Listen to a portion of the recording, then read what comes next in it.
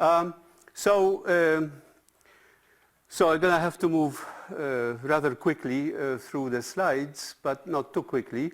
What you see on the left is the logarithmic spiral of time, which kind of connotes the unbelievable depth of geological time, and I will try to make it simpler for you. On the right, there is my daughter, a doctor with my grandson, so that's the future, okay? And you will see how fleeting this future actually is in terms of geological time. So I always run out of time, so I try to give you a summary of main conclusions. I'll show you how ephemeral we are relative to, let's say, emergence of plants on land. I'll condense geological time to 1 year since the beginning of the Silurian, which is 444 million years ago. This is when plants firmly established themselves on land. I will give you some examples why I think that the continued exponential growth of human population is actually suicidal and will stop one way or another. I will make an experiment and show you how many people could our planet carry in a roughly sustainable way, and we can squabble about the numbers later on. And of course, you may not like the result, but the other options are... Switch microphone. It doesn't work? Yeah, I think I have an Okay. All right. Try that one. This works. And so the main point I'm going to make is, in fact, that we have only one chance for survival, and that chance is that we must drastically limit the growth of population and reverse it. Here's David Attenborough, who spoke to the space aliens in Davos, Switzerland.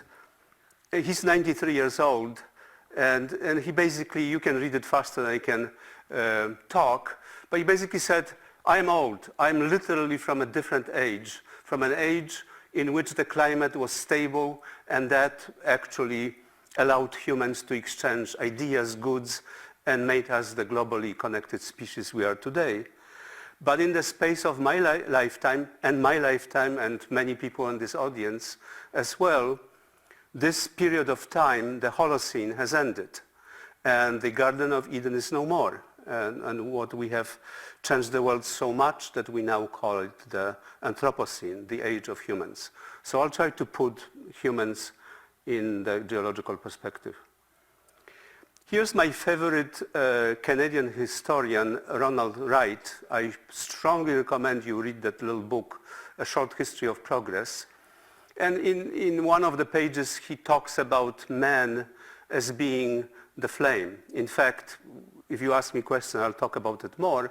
But essentially, since times immemorial, that is for tens of thousands of years, humans have burned the environment in which they lived.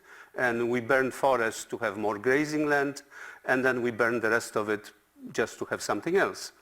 And one of the great anthropologists said, man is himself a flame. He has burned through the animal world and appropriated its vast stores of protein for his own.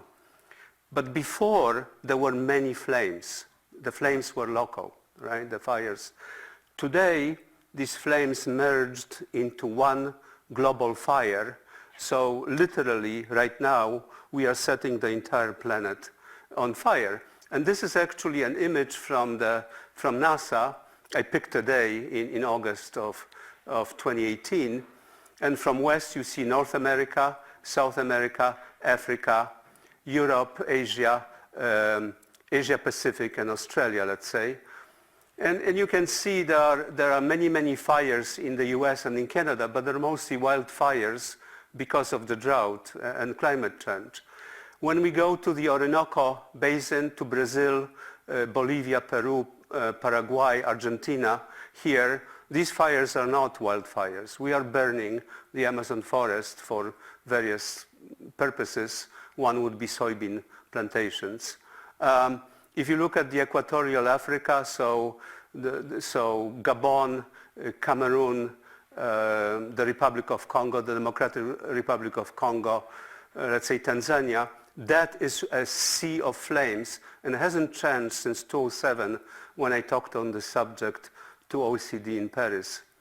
If you look at Asia Pacific, the Aceh, West Java and East Java, Kalimantan, Borneo and other islands, that sea of flames is in fact palm oil plantations and of course wildfires around the rim of Australia. So fire is our second name, and this time the fire is global.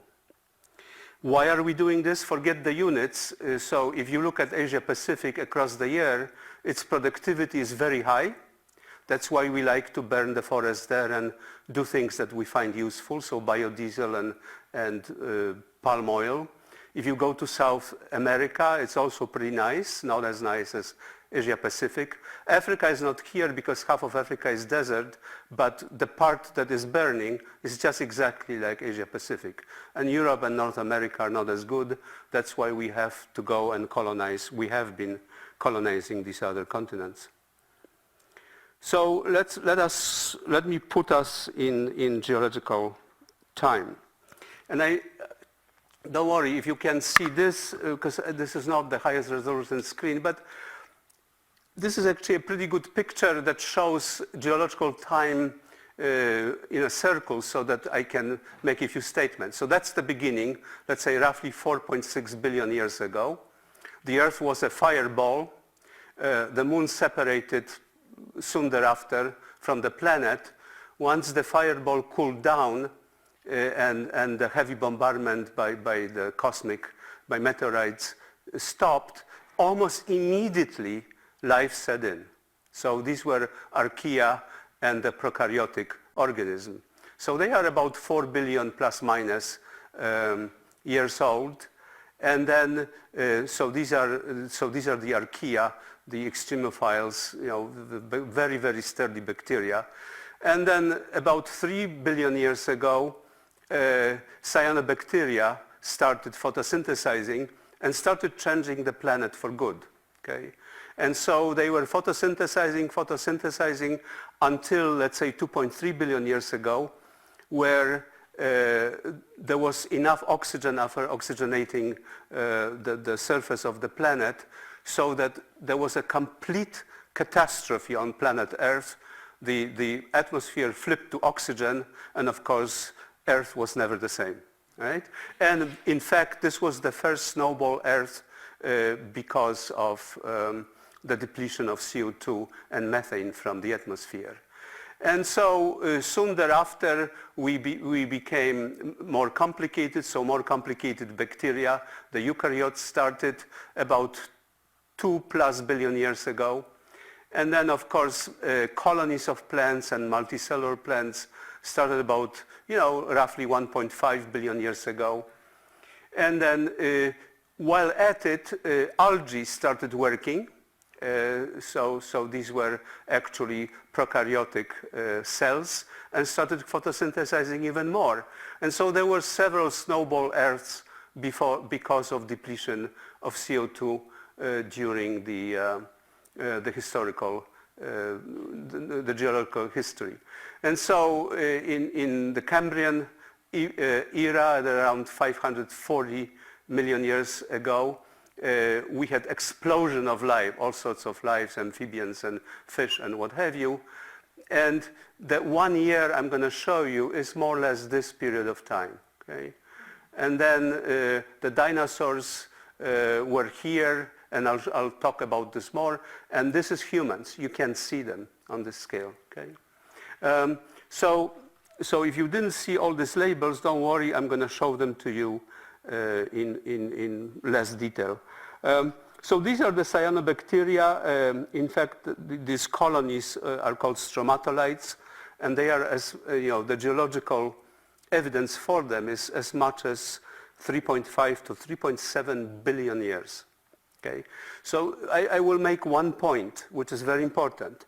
Once life developed on the planet, it never left. It never ceased. It never stopped. It almost every species that ever lived is now extinct, but life never ceased. Okay? Life is a very sturdy feature.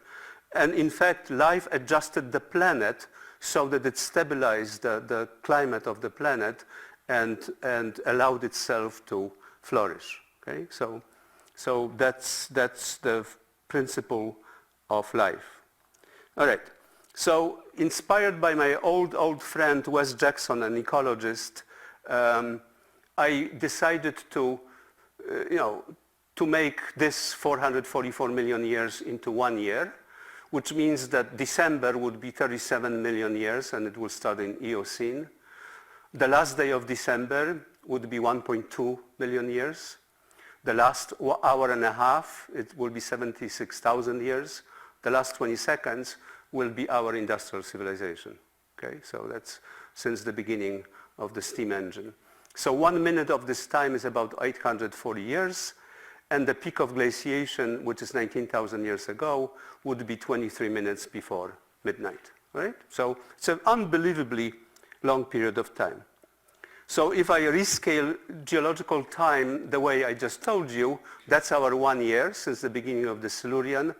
I omitted the Cambrian and the Ordovician, so that will be the Phanerozoic era, which will be containing the Paleozoic, Mesozoic, and Cenozoic, right, periods. Then before that, but that's just a little bit more than one last year. The age of the planet on this time scale is 10 years and 3 months. Okay? Here's the Hadean, the hot Earth. Here's the Archean, and almost immediately life started. Somewhere through the Archean, photosynthesis started, and then of course lots of other things developed through the Proterozoic era. And so that's the age of our planet, about 10 years. It's much easier to understand it this way. And if I now do 1 year, so in January will be the Silurian, then the Devonian, Mississippian, and Pennsylvanian, that's Carboniferous, right? So that's about a month and a half. Permian, the Permian Basin, that's another May, around May. Then Triassic, Jurassic, Cretaceous. Cretaceous is the longest one, almost 2 months. And of course, everything that we talk about recently will be just parts of November and December, right? And of course, primitive plants existed throughout, conifers, then amphibians, dinosaurs, birds, and mammals emerged around November. And then flowering plants emerged in Cretaceous around September or even August. Okay? So let's step back and do one at a time. So in terms of plants, the earliest plants that colonized land were leafless vascular plants called psilophytes. Then there would be club mosses, forest trees and ferns, Cordyites, ferns, that's your Carboniferous, ferns and cycads, ginkgos, and so on. And then conifers are even more widespread. And then finally we get to early flowering plants or covered angiosperms. Then dinosaurs die at around mid-November. Mammals then spread very quickly. In December, grasslands expand and forest regions diminish. The climate changes to a cooler one. And then, of course, grasslands by mid-December replaced forests. And then right before midnight, on the last day of December, the first Australopithecines develop. And all of these periods was the making of topsoil, coal, crude oil, and gas. But of course, some of crude oil is even older than that. And I will start from giving an example of oldest live seep of crude oil in New Zealand. On this time scale, it's almost 4 years old. Very, very old oil. Okay? And there are some pretty old deposits of oil and gas around the world. And so this is how this early Silurian period looked like. There was a lot of degassing of the planet. You can see that lots of volcanic activity and those very primitive psilophytes are around. Cordyites are, you can think of them as ancient simplified conifers. They evolved later on into something that you will readily recognize today. This is, Jurassic, lower Jurassic. There would be ginkgos, very beautiful evidence of ginkgos. This is Psychedioidea gigantea plant, very popular on planet Earth some time ago in Jurassic. Looks like a pineapple palm. And of course, you will recognize redwoods and modern spruces and firs. And these are the ancient gymnosperm, the naked seed plants. And of course, much later, in the Cretaceous or Jurassic, you will have the modern flowering plants. Okay? And so let's focus now on 1 month, which is 37 million years. But as an example, I will actually give you something that extends, let's say to late November, to mid-November on this time scale. And that's the large thermal excursion at the boundary of Paleocene and Eocene, which is followed the hot Earth, but Earth became even hotter. So, of course, India still hasn't merged with Asia, and Africa was separated from Eurasia. Europe existed as a bunch of islands, and Scandinavia was completely separated. There was no Florida, no Texas, and actually, at this sea level, if you look at the Statue of Liberty, you would see just the torch above the sea level, okay? So if we have enough global warming and the sea level goes high enough, this is how it's going to be. No Florida, not much of Texas, all right? Very different planet, much, much warmer than today. Of course, the critters developed rather nicely, and they kind of look similar to what we see today. And this is Homo habilis right here. So this is the last day of December. So this would be one of our ancestors depicted by an artist. And so now we will focus on just the last day of December. And so on day 10, so this is St. Nick's Day, right? So on day 10, the common genetic ancestor of humans and Neanderthals emerged. Then on day 17, Homo heidelbergensis left footprints in the powdery volcanic ash. I will show you. And then around Christmas time, female ancestor common to all lineages of humans alive today emerged, although that's questioned now by modern geneticists. And then just before Christmas, anatomically, modern Homo sapiens appeared in Africa. And of course, then much later, human civilization develops and glaciers retreat. So this is the story of human race. That's 3 days on this time scale. So this is Australopithecus, this is Homo habilis, Homo erectus. Of course, this is licentia poetica because I don't think they were carrying the spears the way they do. But Homo sapiens, who's the wise one, right, carries a big stick. Here are the footprints, tiny little footprints. They're very short of the Homo heidelbergensis. And this is Neanderthal, very large skull, very large brain, unable to speak, unable to communicate across generations, and wiped out by Cro-Magnon people, by us, as it happens so often. Here I will show you the other extreme. So this was the depth of glaciation about 2.5 million years ago to present, and the sea level then dropped 120 meters below what it is today. So there's two extremes, 100 meters plus, 100 meters below relative to what it is. And that's a projection from North Pole. You can see that all of Canada and Northern America, northern part of Northern America is glaciated, so is Greenland, so is parts of Asia, and of course the Himalayas. So there was a lot of ice on the planet Earth, and ice is very good at making soil. So it's the first soil maker the best soil maker on the planet. So this is 1 hour and a half of the last day of December. Okay, so that's 76,000 years.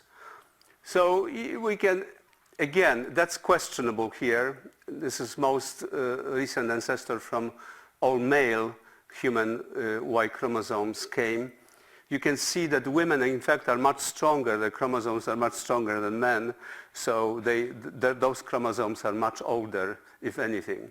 And then an hour ago, modern humans expanded from Asia to Australia and Europe. About 40 minutes ago, humans entered North America from Siberia through Alaska. About half an hour ago, Neanderthals died out, were subsumed by Homo heidelbergensis. About 12 minutes ago, humans reached across South America. So it took them, about 20 minutes to get from here to there. And then, of course, 10 minutes ago, we have earliest evidence of human culture in Mesopotamia, Egyptian civilization, Greek civilization, and so on. But that's the last minutes of the last hour. So let's start from the Fertile Crescent in the Middle East, because it is the crib of all civilizations as we know them today. And of course, you see the ancient cities, the Babylon, the Uruk, Nineveh, Assur, and so on. And this was very fertile land. The climate got stabilized enough so that people could breed plants. And lo and behold, in what it is today's Iran, people bred wheat and all kinds of other edible plants. And as they did so, Babylon actually in its heyday had about 1 million people, inhabitants.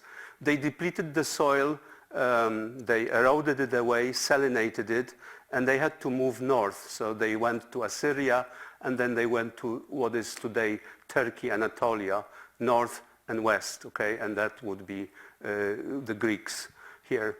So if you look at the Middle East and the untreatable problems there, you will note that some of these problems are related to the depletion of the environment because of the oldest cultures in human existence continuously. The oldest pyramids that we can see date to about 2,600 years before present. That's an interesting comment which was made by Alfred North Whitehead, the guy who wrote the big book on logic with Bertrand Russell. And he basically said the safer general characterization of the European philosophical tradition is that it consists of a series of footnotes to Plato. I like that. It's overly simplified, but you can clearly divide civilizations into those who adhere in the Greek and then later Roman sphere of influence and those that didn't. And there are many other reasons why Northern Europeans spread all over the planet. One would be, I just showed you in the second slide, is that the productivity of land in Europe was about 4 times lower than, let's say, in Southern America, and therefore we had to build better weapons and conquer other lands because otherwise it was too difficult to work. And people hate working, as we know. Ask the students. So I'll focus now on the last 20 seconds, and that's essentially Holocene and Anthropocene. So it starts from Watt's steam engine about 18 seconds ago, Declaration of Independence 17 and a half seconds ago. 14 seconds ago, world population reached 1 billion people. About 12 seconds ago, US prairies were plowed, so all the forest along the East Coast disappeared. About 11 and a half seconds ago, oil was discovered in Pennsylvania.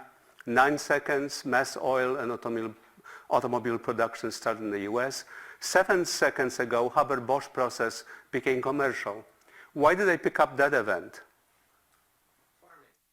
Yeah, well, because without nitrogen fertilizer, there wouldn't be 7.6 billion people. No way, all right? So very important, right? So you see 14 seconds, 1 billion, and 6.5 seconds, 2 billion, and then 1 second ago, 6 billion people. 5 seconds ago, atomic bomb on Hiroshima. And then we can squabble about whether it's half or not half. I'm not going to do that right now. It is roughly half, so that's 4 seconds ago. Roughly 1/2 of cropland topsoil in the Midwest eroded. That's 3 seconds ago, and so on. So, so that's what it is. That's the James Watt's improvement on the Newcomen steam engine that was used to dry up coal mines, which then led to the, to the foundation of the Industrial Revolution. That is a very important event, whether we now want to admit it or not. I give similar talks around the world, and I always remind everybody how important this is actually for humanity, that this was a very important moment in humanity's history. There is Carl Benz of the Mercedes-Benz family riding his first car. There is bombs first on Hiroshima, then on Nagasaki, 129,000 people killed. Stopped us from dropping bombs for the next 70 years, so I guess that's a good thing. And I just want you to kind of think of this for a second. So this is, let's say, the last 2,000, 2,500 years of human history, and that's all insulation, solar radiation, wood, then coal, then crude oil, then gas, everything else. That is today. We are peaking now in global energy power supply to humanity. It's going to go down, no matter what people say, and then we're going to live on some renewables, but obviously this, which is about 650 exajoules per year, is not equal to that. And I will leave it at that because that will lead me to yet another talk. So, but the point I want to make is that we have only one shot at the global civilization, and we are just in the midst of that shot. So if things go bad with the global civilization, it will never be back again. Just won't be enough resources to reestablish it. Okay, so it's over. So let me then talk about exponential growth. And my favorite 93-year-old David Attenborough actually again talked to the space aliens in Davos, and he said economic growth is going to come to an end, either suddenly or in a controlled way. Anyone who thinks you can have infinite growth in finite circumstances is either a madman or an economist, okay? And that's a popular sentiment that I share. So again, I'll make a few main points so that I don't lose you later on. So first of all, we are very resilient. We are incredibly adaptive and resilient. And since our mode of operation is to overshoot the resources, we are overshooting all right, okay? And so we are using more and more of self-producing resources, and we're using up the waste assimilation capacity, more of it than the ecosystems can regenerate and provide each year.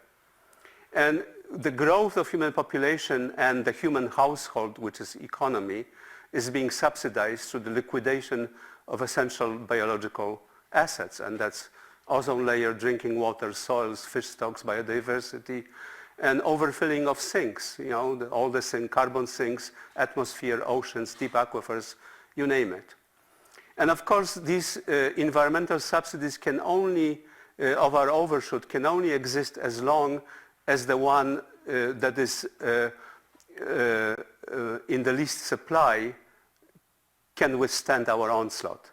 If it breaks, it could be atmosphere, probably it is, then things will have to change. And of course, none of this is captured in the economic models of the world. And I had this discussion with Kerry 2 days ago. So So exponential growth or economic growth, which is also exponential, is actually very difficult to understand. So I'm going to give you a very simple example, right? So there is the lily pond, right? And there was one single lily floating on a big empty pond, and she divided every day. And in 20 days, she occupied the whole pond. And on day 20, the lilies ran out of their environment and perished. So there is your your history of the lily species, right? At the beginning, there was one lily. On day one, there were 2, then 4, then After 19th doubling, there were 500,000 lilies. They doubled again. There was over 1 million lilies. And that's when they exhausted their environment, okay? So the question I'm going to ask you is, on what day the lily pond was half covered? And of course, you know the answer to that. It was on day 19, right? So on that day, 95% of the lily pad history was over, but from the lily species perspective, the world was half empty and there was a lot more room to grow, right? And this is how people generally perceive economic growth and availability of resources, all right? So here is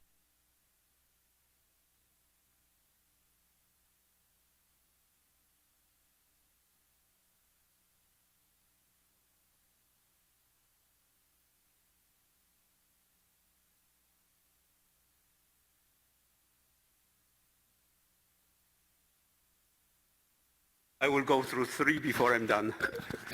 All right, so here is a human cohort of 10,000 people starting 250,000 years ago.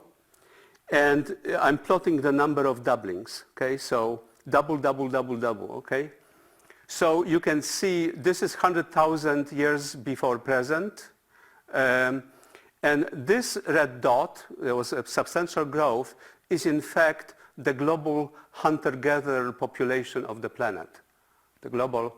So the estimates are between 2.5, maybe 8 million, but that's a very high estimate. But consistently around 2-3 million people on the planet Earth, okay?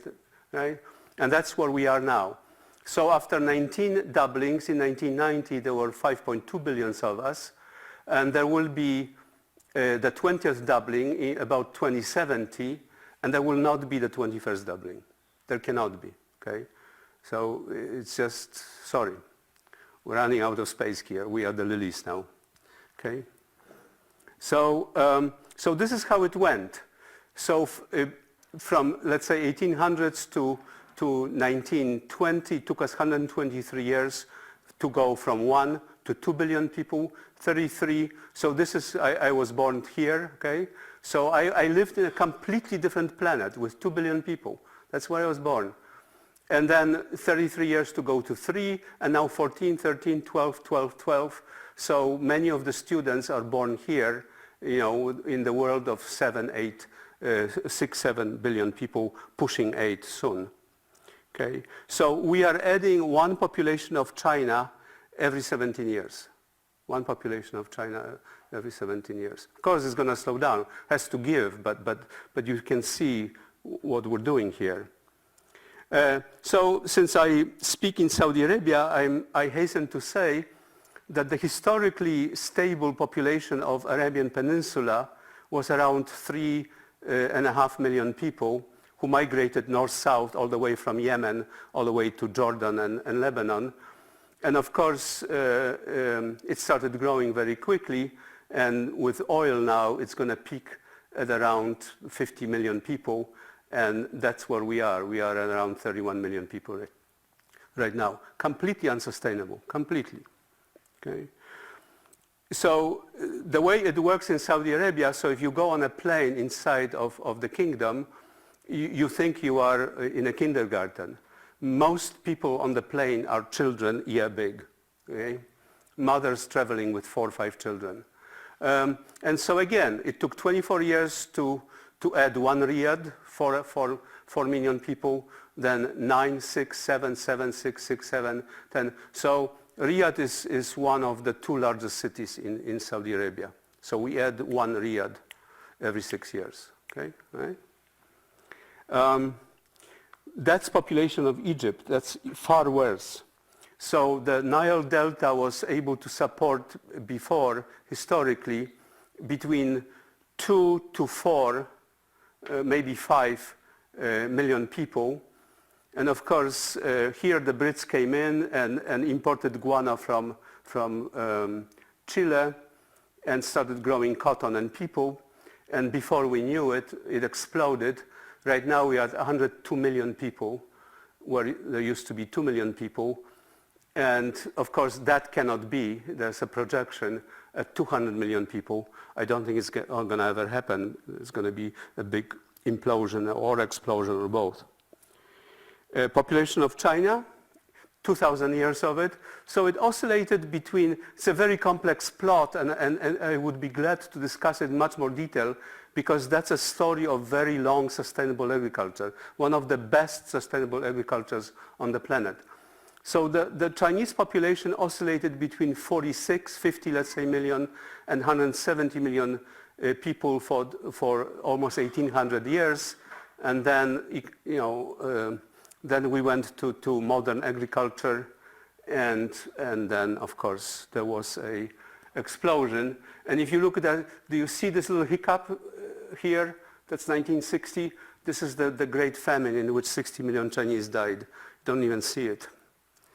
Okay, so again, estimated peak is 1.4 billion people, and a huge increase of population from, let's say, 100 to 1,400, 14-fold. If you look at India, story is very similar. The red line is various good calculations by the Brits and then Indians. Again, it's estimated to peak at 1.6 billion people. Before, it was kind of stable at around 50 million people. So again, half and 1.6, so a factor of 32 growth of population. So let's do the following. Suppose that we actually earned the title of Homo sapiens sapiens. You know what that means? Wise men. Or anything but let's pretend that we are, okay? So let's suppose that once we opened and depopulated South and Central America and then North America, by which I mean the world doubled in size for Europe. There was a huge influx of food, resources, everything, silver, gold, of course. That was irrelevant, but food and resources was very relevant. So that opening of the new world and then essentially wiping out of the local populations with smallpox and mostly diseases provided us with 2 continents worth of high fertility land, roads, cities, everything, especially and so the population, human population started growing at a pretty decent clip. But let's suppose that we realized at that time that it cannot exist forever, right? And we stabilized at 2.5 billion people. Of course, that's a joke, but let's play with this joke, okay? And so what are the consequences of it? And of course, this is really when Haber-Bosch and then antibiotics and took over, and of course that is the explosion of human population. So let's suppose that 2.5 people might live on Earth, but this would require the 1800s life expectancy, lifestyle, slavery, and conflicts. So average life expectancy in the 1800s was 32 years. Today, it's around the planet, it's 71 years around the globe. So we have to ratio it, so that makes us 1 billion people who live longer at today's life expectancy. The world GDP per capita then was about $600 of purchasing parity in 1800s versus, let's say, 8,000 in 2010. And I'm not going to be playing, I'm going to be very simplistic about this. I'm going to discount the silly economics replacing environmental services and say that the real standard of living in terms of health only doubled. So let's say we're down to 500 million people. But then we can say that modern organic agriculture could feed sustainably about 4 times more people. So we're up to 2 billion people, right? And so, but we don't want to have the wars and strife. So let's say, and that's arbitrary, you can criticize me, it doesn't matter. So I'm going to say, let's have it. So 1 billion people perhaps could live on this planet happily ever after without war and conflicts, and even without having too many guns at home, right? Okay. So if you go with this estimate, then we have overshot that planet by a factor of 8 already, right? So I will make one more point because I want to leave some time. So don't look at those numbers. So if the power use in 1850 was 1, then in 2016 global citizen use 9 times more of power, and the US citizen use 36 times more power, right? So 325 million Americans are equivalent to 12 billion people who lived in 1850s. 12 billion. That's more people than will ever live concurrently on this planet, right? So just to put into perspective. So you're looking now at normalized power and population. So power production is blue, population is red. I rescaled both, so 0 is 1820, and 1 is whatever it was, 2015 or 2016. And you can see that they go hand in hand. This difference, faster power production here, that's the good old times after the Second World War in the US. So these are the Eisenhower time, expansion to the suburbia, big cars. US was a huge chunk of the global economy. And now we are kind of doing it hand in hand with population growth. But again, here you can see power exceeds the rate of population growth. And this is one versus the other. It's a straight diagonal. So let me give you now an example of exhaustion of resources, because I can talk about it abstractly, but I will give you a very concrete example. So this is the famous competition, which is called the Key West Trophies. And the idea of this competition was that you send people at 9:30 a.m.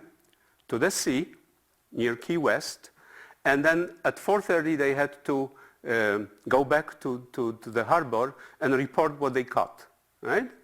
So 60 years ago, this lucky family, helped by their daughter, caught in several hours all these fish, right? And believe me, these are big fish.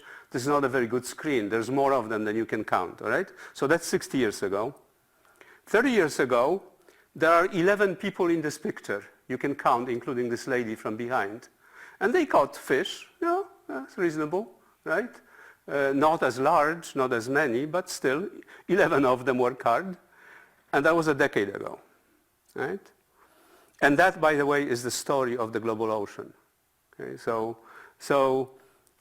what happens is that we are overfishing. In fact, we are incredibly overfishing the seas, and this is a picture of the Chinese trawlers spreading into the sea after a 3-month ban on fishing because they overfished so badly the South China Sea that they were forbidden. So now they're fanning out and dragging all the way to the bottom.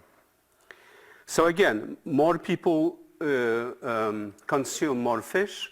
So this is more people, red, more fish, blue, normalized. And again, people didn't like fish in the 1960s and 70s, but now we like them more. So now that we are done pretty much with the global ocean, we like to eat fish. I will end with this question. This is oil production for the last 50 years or so, or 40 years, in millions of barrels of oil per day. And the red curve is Mexico, right? Cantarell depletion. This is Venezuela, right? They both are declining like crazy. This is Brazil, still increasing.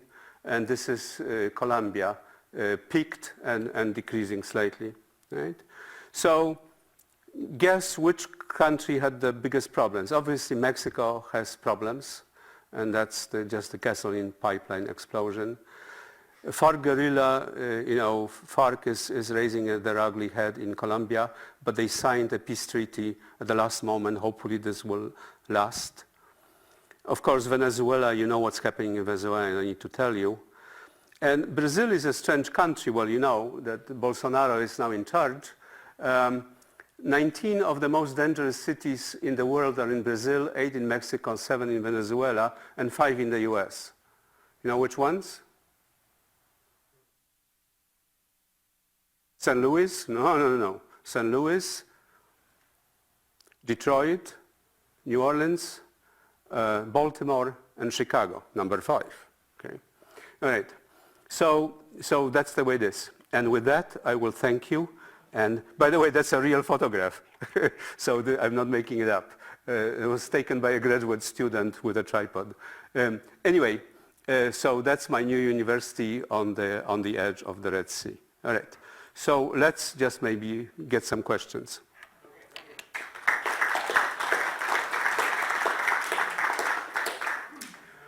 I know Larry wants to ask you a question. If you have a question, we'll go for the mics. Thank you very much. A lot of the work I've been attracted to is from Eleanor Ostrom and the Commons. And with everything that you've shown, do you think it's possible that we can adapt in our thinking as a species to what she prescribes as the way forward? Because it's a very big mental shift, but I think it offers some prospects of managing the future like you've asked.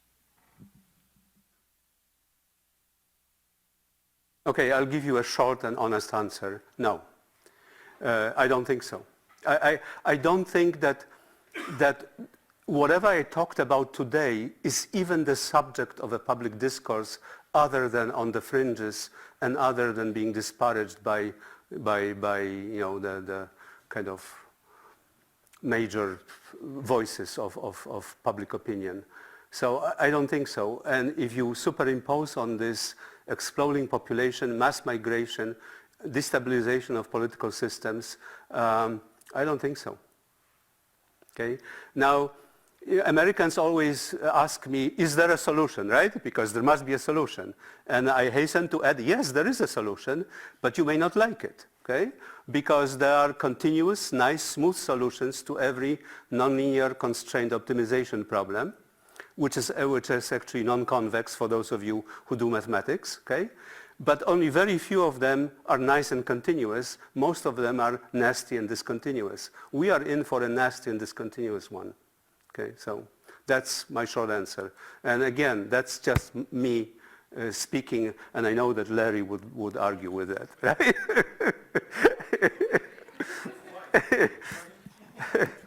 So the drivers for this are kind of endogenous. I mean, this is like the Earth's citizens driving these changes, right? Yes. Of course, we're aware from the geologic record that there are some exogenous drivers, like yes. the Chicxulub impact crater that wipes out all the species. Yes. How have you considered that in your view of the future of civilization and life?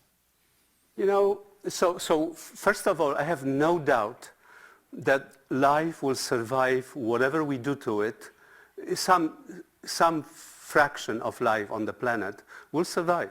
Life is incredibly sturdy until the sun expands so much that it engulfs the planet Earth, which is still 1.5 billion years hence, so I don't think we should be threatened by that. Whether we will survive as a global civilization? No, no way. Whether some of us will survive in different parts of the planet? Yes.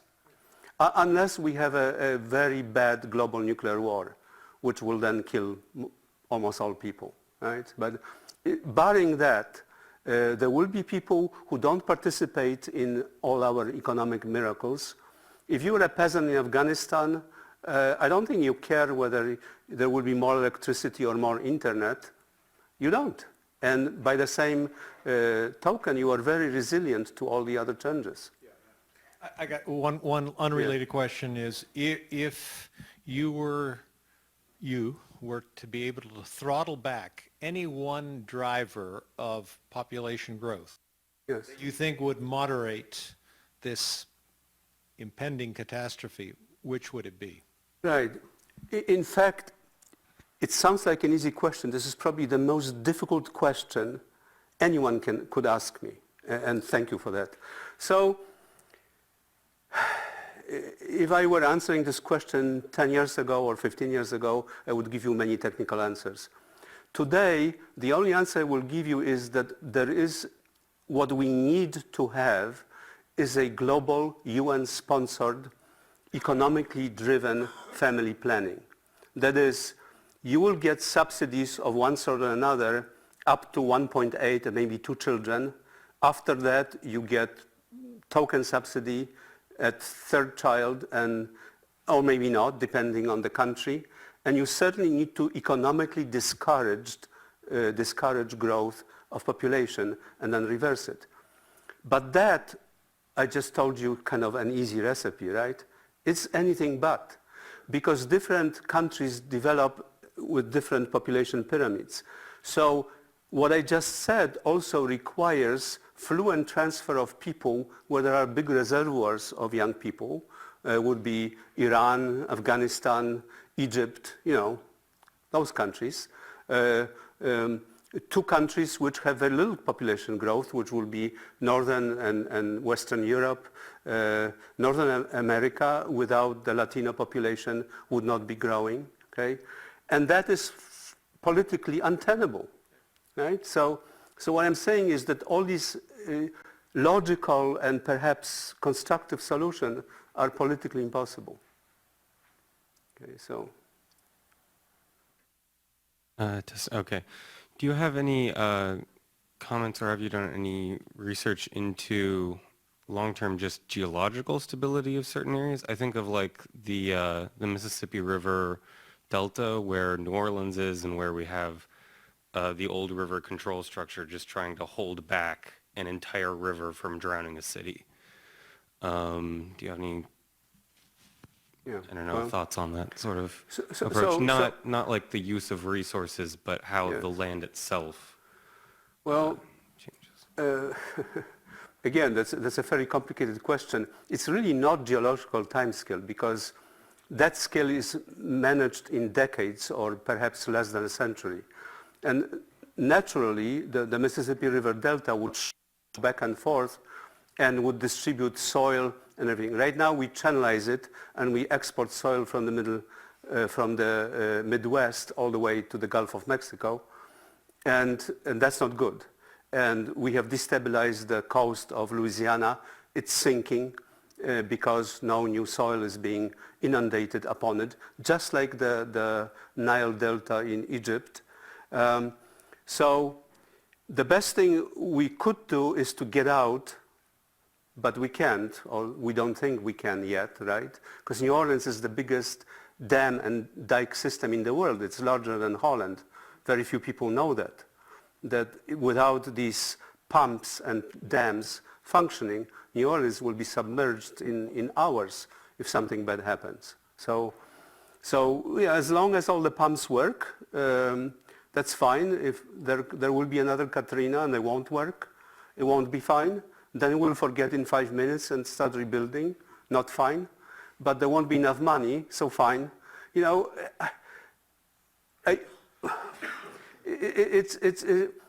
have to understand what's happening around us. But how can we understand what's happening around us if we are only staring at these things? Okay? Can't. Okay? So we have to have sort of situation awareness, and we have to say that outside of French quarters, building New Orleans was a very bad idea. Right? So.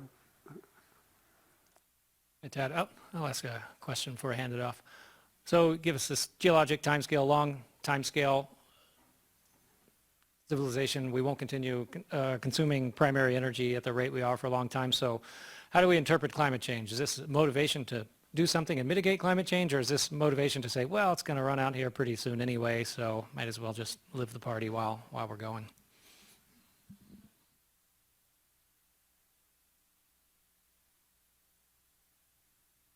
Hey, again, in an ideal world, we would be trying to limit generation of waste and resource consumption. We would be trying to do all these countermeasures that are different than injecting SO2 into the atmosphere and called geoengineering by the wise men of our civilization. But it won't happen. So, and by the way, we already are on borrowed time. The mechanisms that cause the climate to change already were in action. And I don't know what the positive feedbacks are. Nobody does. I don't know when does permafrost melt, when is the big burp of methane, and then the hot earth. I don't know that. And so yes, mitigate, that would be a very good principle if logic operated. But the US is the first country which says that there is no global warming. So who am I talking to? Okay? And the last I've checked, we're not a part of the Paris Agreement, right? Okay, so maybe that should be changed.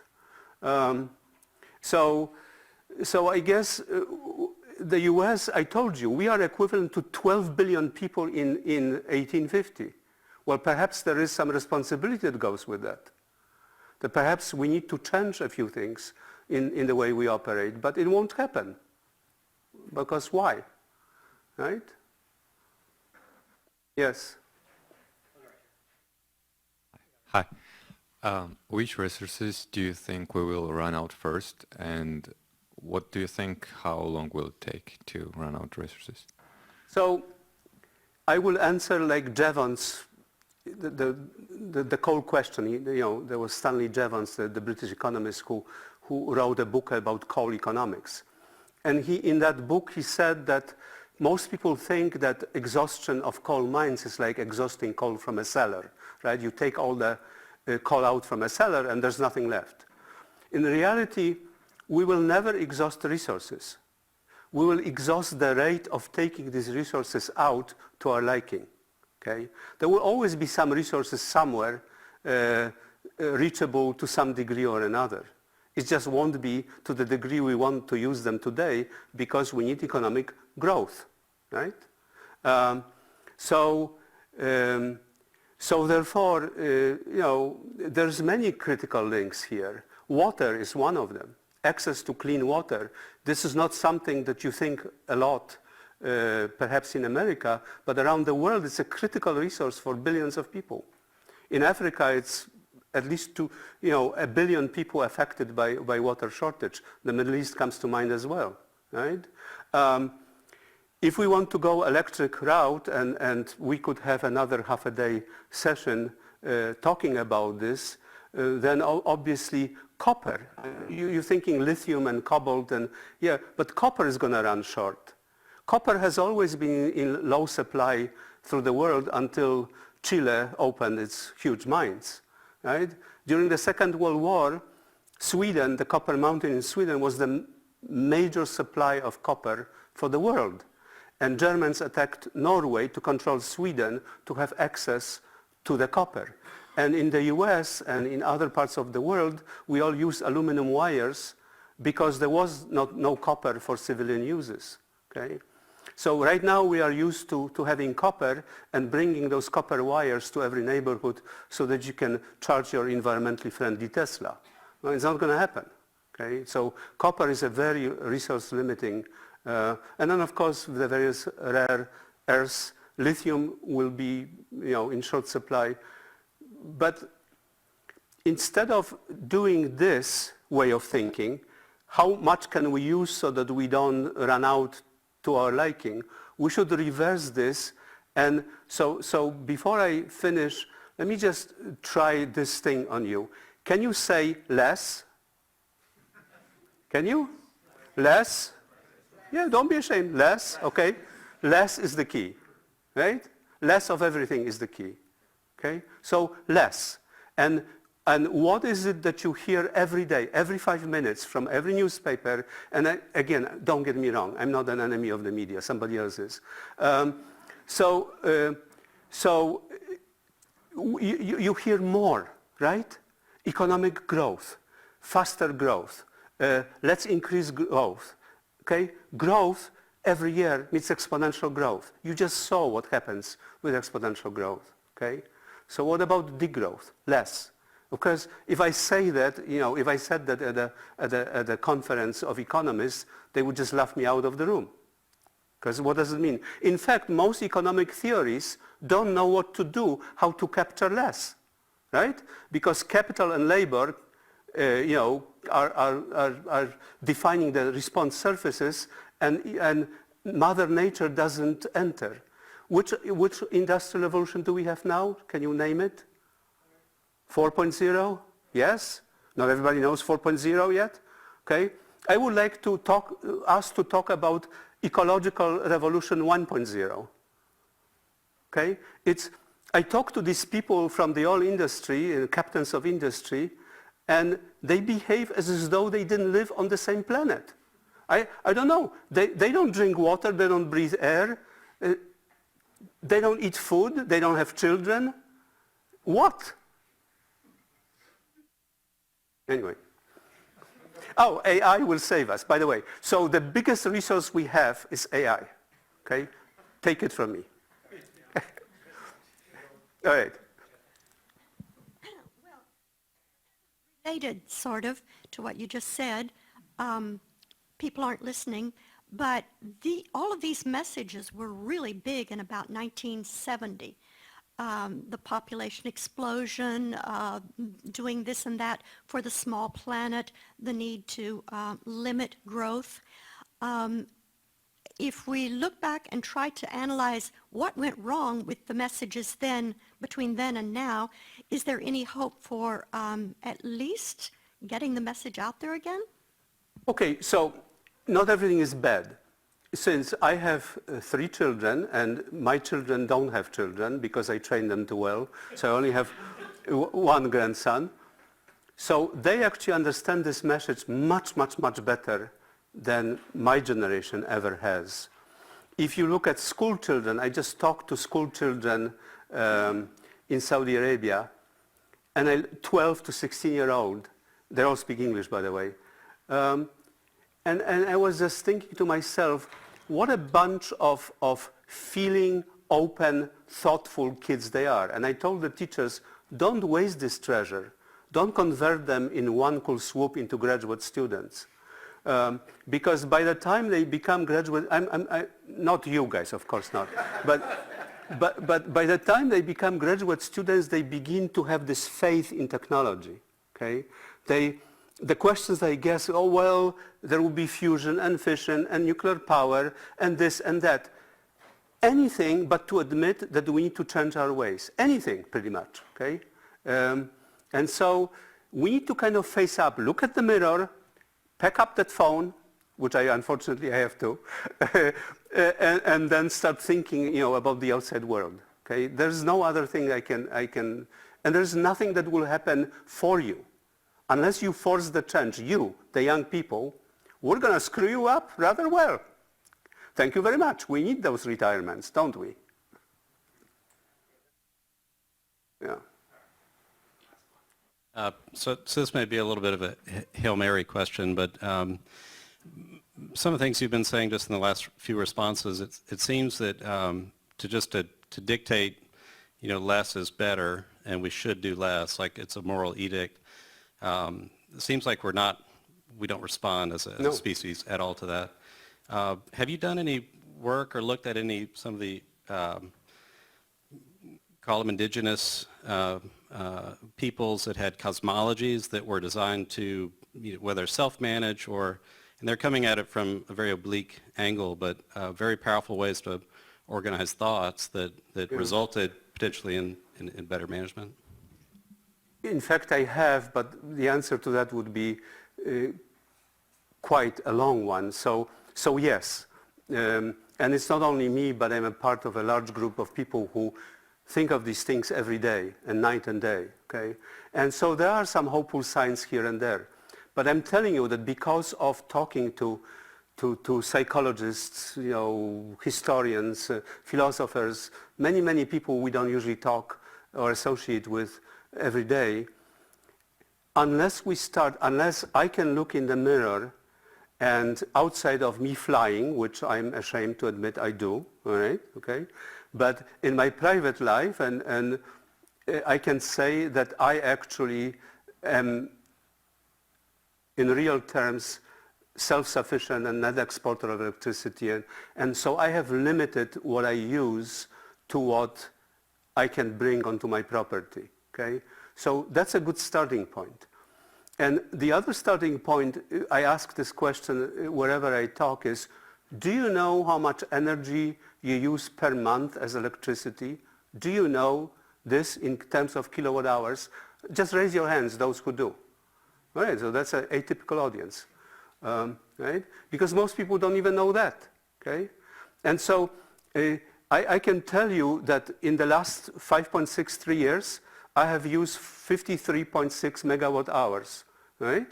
Generated 56.3 megawatt hours and used 45, okay? So I know exactly. I know my distribution of load throughout the day. I know it minute by minute. I also know that in Saudi Arabia, I use more electricity in my inefficient house there per month than I use here per year, and the climate is not all that dissimilar during summer. Okay, so we need to realize who we are, what we do to the planet, and then try to adjust our behavior. And waiting for somebody to tell us will not work. And if you can get examples from indigenous cultures, and they're great examples, great philosophies of looking at land, looking at Mother Earth, right? Then yes, assimilate them, please do. But you need to start from let's say, buying fewer Nikes or whatever. Whatever, you know. I'm not trying to pick up on Nike. Okay. We'll leave it on Nike. All right. Thank you very much, Chad. Have a good welcome.